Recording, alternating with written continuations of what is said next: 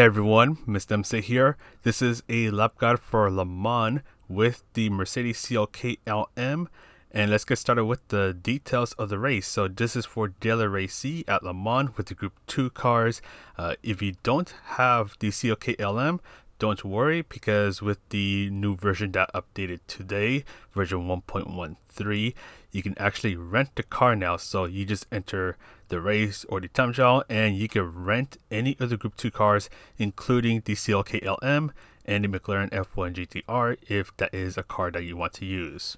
This is a BOP no tuning race, so you don't need to adjust the car at all, but I'm going to show the setup of it anyways, in case someone is curious about it, even though you can't adjust anything. Also, this lap guide that I'm going to show was from version 1.13, so from the update that just dropped today. So this was after the car got a 50 horsepower nerf. And I especially want to make that clear because my personal best that you see on the right side of the screen was before the update dropped. So that was when the CLK had 630 horsepower and now it's a 587 horsepower. And you'll even see my ghost from the 330 lap time, so you can see how fast he goes and just how he rides off into the sunset. But anyways, let's go ahead and get started with the lap, guys. So for the very first right turn, you want to take it flat out and bring yourself towards the right side of the track. And just after you complete this turn, before passing the first total sign, that is when you want to start to brake as much as you can. So you're braking hard for a while, slowly ease off of the brakes as you're turning in, so doing a bit of trail braking. And then you want to be careful getting on the throttle.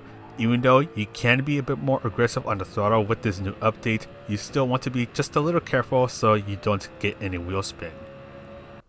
Then just after you pass the little cone-like object on the right, you want to brake hard for a short moment, very short moment, lots of trail braking, and carefully get on the throttle again so you don't end up understeering onto the grass.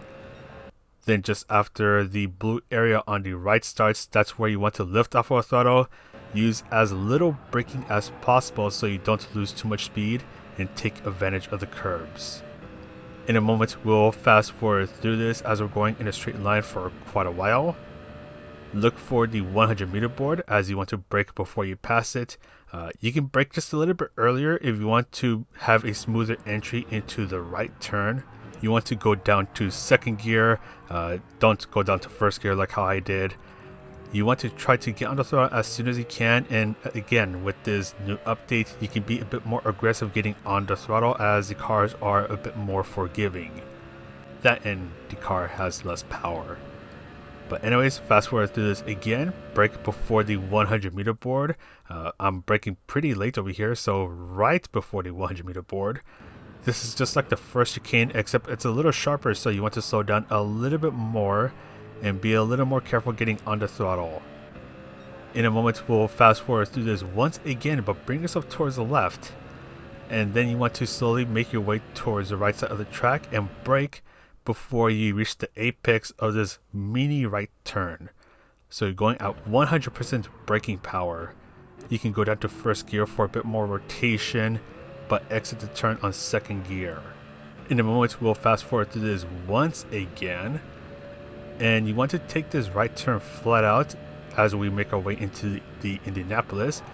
Brake before the curb on the right end, so you're going to slowly make your way towards 100% braking power. Lots of trail braking through Indianapolis, carefully getting on the throttle. Brake before the 50 meter board or before you reach the sign that is on the right. So you want to brake hard for a short while as our notch is pretty sharp. Carefully getting on the throttle. You can try to straighten up the car before you fully get on the throttle so you can reduce the chance of getting wheel spin. For the Porsche curves, brake just as the green area on the left starts, so you're using a little bit of braking power, trying to maintain as much momentum as possible. Trying to do lots of throttle control and braking control, especially through this right turn, using as little braking as possible but staying towards the right side of the track. A bit more throttle control, just trying to maintain your momentum. And now here comes the scariest part, the 4 chicanes.